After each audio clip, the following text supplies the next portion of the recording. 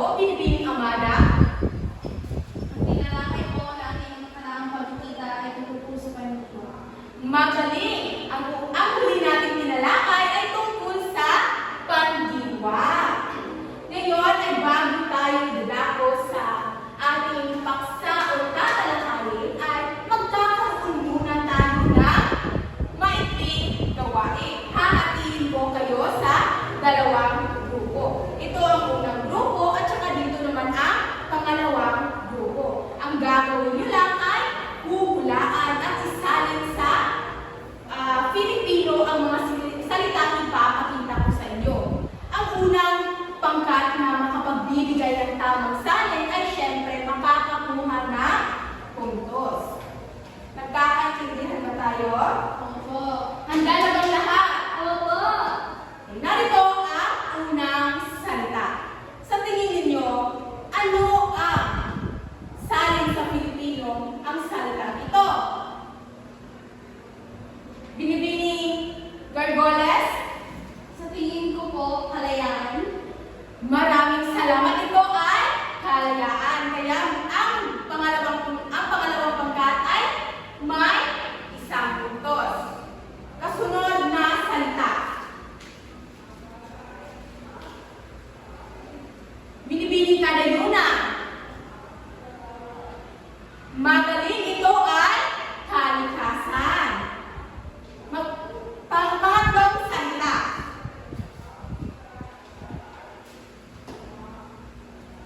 Binibining Kininola.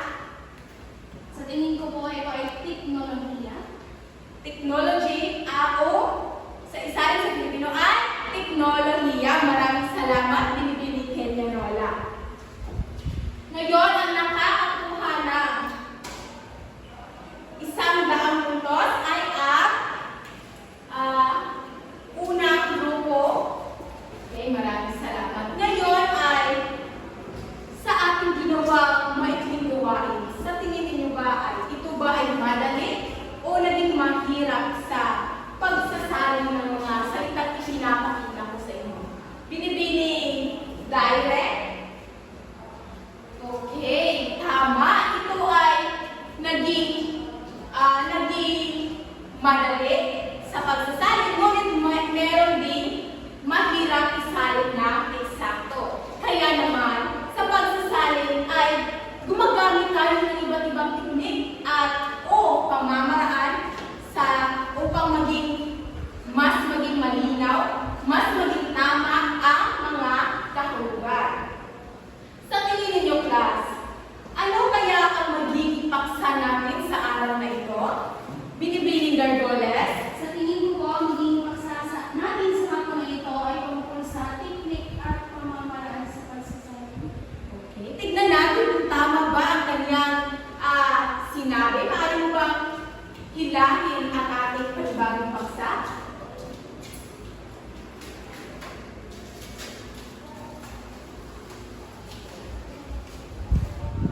Ayan, tama nga, Binibining Gargoles. Ang ating tatalakayin sa araw na ito ay tungkol sa mga teknik na pagsasalin. Pero bago yan, pakibasa muna ang ating mga layunin. Pakibasa ng sabay-sabay. Sa pagtatapos ng talakayan, ang mga mag-aaral ay inaasahang natutukoy ang mga pangunahing teknik ng pagsasalin, nakabubuo at nakapaglalakad ng salin ng mga salita o pangungusap gamit ang mga teknik ng pagsasalin at nagpapakita ng pagpapahalaga sa wastong paggamit ng wika sa pagsasalin sa pamamagitan ng aktibong pakikilahok sa talakayan at gawain. Ayan, maraming salamat sa inyo lahat. Ngayon ay pag-uusapan na natin ang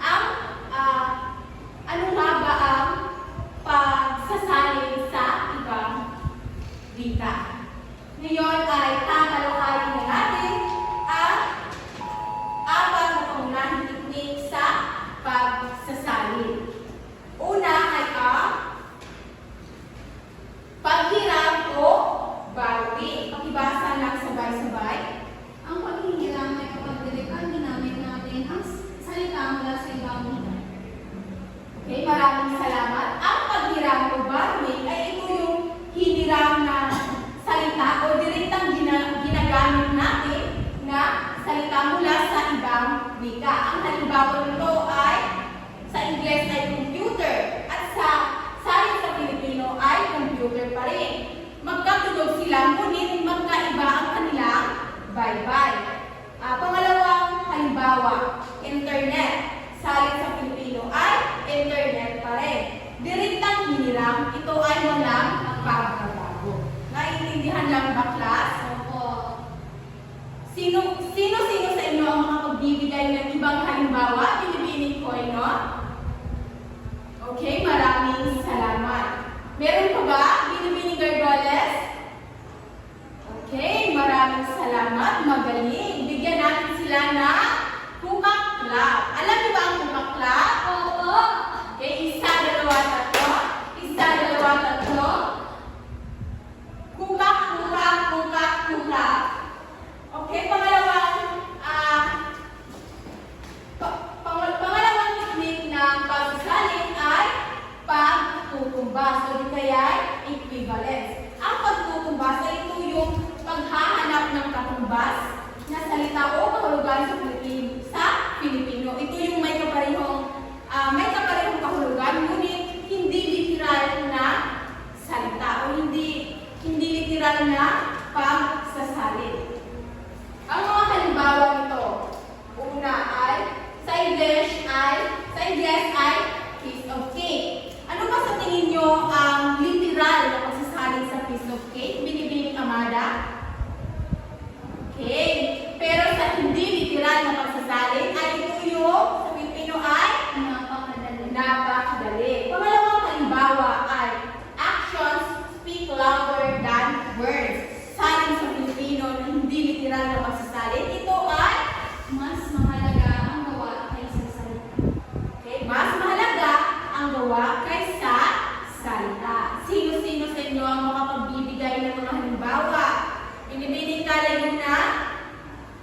Okay, maraming salamat. Binibining Kinyanola. Okay, talagang naiintindihan ninyo na ang pangalawang technique ng pagsasalin. Dadako naman tayo sa pangatlong technique. Ito ay pagpapalit o transposition. Ang pagpapalit ay pagbabago ng ayos na salita upang mangusap sa pagsalin upang maging natural sa Filipino. Halimbawa, ayan, English to Filipino, original. She is a beautiful singer. Sa my transposition ito ay maganda siya kumanta. Hindi ibig sabihin na she is a beautiful singer ay maaaring maging siya ay maganda kumanta. Pwede rin siyang isalin sa my transposition o pagpapalit ng mga salin. Halimbawa ito, maganda siyang kumanta. Nakita mo naman na ang she is narito sa unahan, ngunit naging narito na ang pinag-uusapan sa gitna ng pag-uusap. Naiintindihan lang ba? Okay. Ang panghuling technique sa pagsasalin ay pagdaragdag o addition. Ang pagdaragdag ito ay kapag naglagay tayo ng salita o paliwanag upang mas maging malinaw ang ating mga kahulugan. Halimbawa nito ay sa Ingles ay they celebrated Christmas. Pero salin sa Filipino ay ipinagdiriwang nila ang Pasko, isang mahalagang kapistahang Kristiyano. Ano sa tingin nyo ang idinagdag dito sa pangungusap sa Filipino? Isang mahalagang kapistahang Kristiyano. Okay, idinagdag nila ang isang mahalagang kapistahang Kristiyano upang maging mas maintindihan ang mga kahulugan nito. Naiintindihan lang ba, class, kung ano ang mga technique ng pagsasalin? Opo. Okay, kung talagang naiintindihan ninyo ang ating tinalakay, ay magkakaroon na tayo ng pangkatang gawain. Hatiin ko kayo ulit sa dalawang grupo. Pakibilang ng isa hanggang dalawa, binigay isa.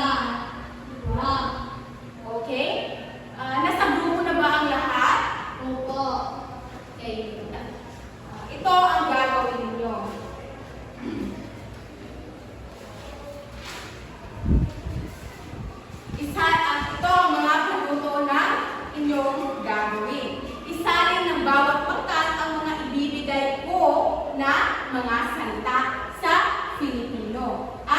gumagawa ng pangungusap gamit ang mga bawat salin. So, ibig sabihin ay gagawa kayo ng pangungusap gamit na ng salin sa Filipino. At tukuyin kung ano nga ba ang teknik na ginagamit sa inyong pagsasalin. Narito na ang mga pamatayan at panuko ng bawat grupo.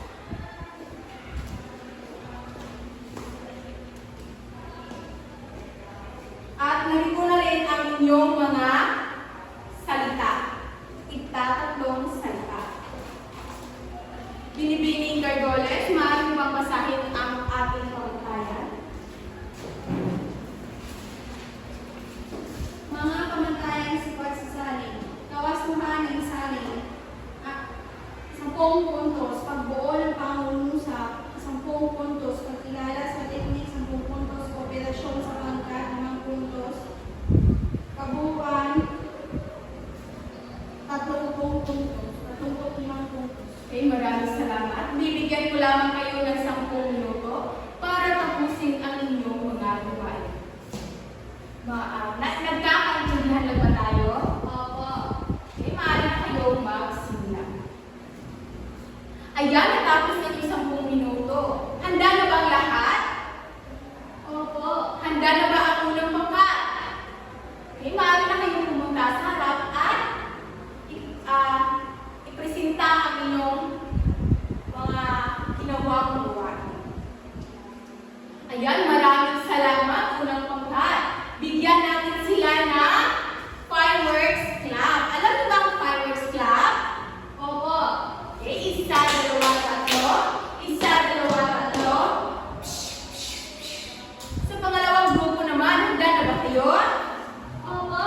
Okay, maaari na kayo pumunta sa harap. Ayan, maraming salamat. Bibigyan din natin ng fireworks clap ang pangalawang grupo. 1, 2, 3. 1, 2, 3. Okay, ibibigay ko lamang ang inyong nakuhang puntos sa pagtapos ng ating klase. Wala na ba mga katanungan, class? Wala na po. Okay, kung wala na kayong katanungan, ay ako naman ang magtatanong. Ano nga ba ang ating tinalakay ngayong araw? Binibining Kinyanola? Ano ang ating tinalakay ngayong araw? Ang tinalakay po natin ngayon ay tungkol sa mga teknik sa pagsasalin. Maraming salamat, magaling. Ano naman ang 4 na teknik ng pagsasalin? Sino ang makapagbibigay kahit isa lamang? Binibining Amara? Transposition. O pagpapalit? Maraming salamat. Ano nga ba ang pinakamanalong natutunan ninyo sa ating diskusyon? Binibining Kenyanola? Okay, maraming salamat. Ay talagang mayroon na kayong naintindihan sa ating klase. Ngayon ay magkakaroon na tayo ng panghuling gawain. Pakibasa ng sabay-sabay ang kasuto. Isalin sa wikang Filipino ang mga sumusunod na salita o palerlan. Community, development, knowledge, human rights, education, future, peace, dreams, strength, and happiness. So, isalin lamang ninyo ito sa wikang Filipino at isulat ito sa kalahating papel. Bibigyan ko lamang kayo ng 5 minuto. Okay? Nagsimula ng magsulat. Ayan, natapos na ang 5 minuto. Pakipasa na ang mga papel. Ayan. Wala na bang mga katanungan, class? Wala na po. Kung wala na, ay magkakaroon na tayo ng pangwakas o di kaya ay takdang aralin. Pakibasa ng sabay-sabay. Maghanap ng 5 salitang Ingles at isalin ito sa Pilipino. Isulat din kung anong teknik sa pagsasalin ang ginamit. Naintindihan lang ba ang ating takdang aralin? Opo. Isulat lamang ninyo ito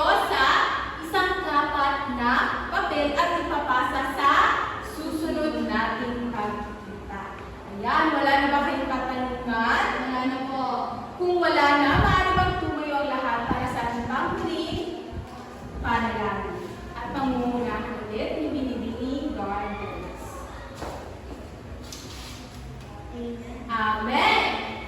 Maraming salamat, class.